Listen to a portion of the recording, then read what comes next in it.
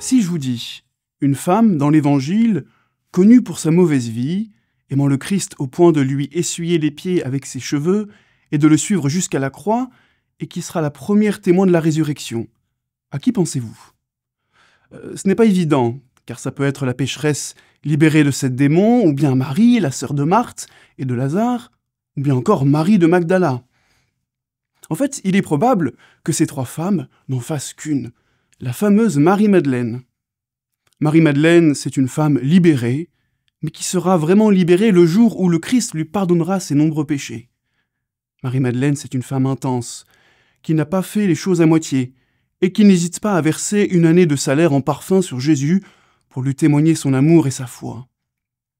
C'est aussi une femme de courage, qui ne lâchera pas son Sauveur, même au pied de la croix. Mais c'est surtout une femme de foi, qui annoncera aux apôtres que le Christ est ressuscité.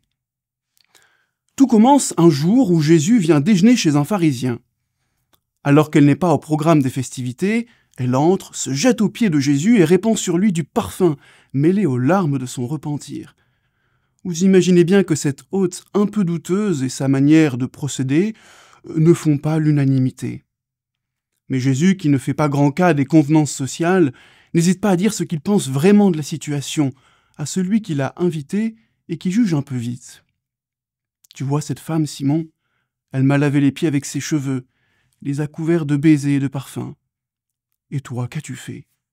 Des péchés, elle en a, mais de l'amour, plus encore. Alors ses péchés, ses nombreux péchés, lui sont pardonnés. Marie-Madeleine, c'est cette femme qui aimait à aimer, mais qui ne savait pas aimer. Alors, le jour où elle croisa le regard de Jésus, et qu'elle fut regardée comme jamais elle n'avait été regardée par un homme, elle comprend qu'il est son Seigneur et son Dieu.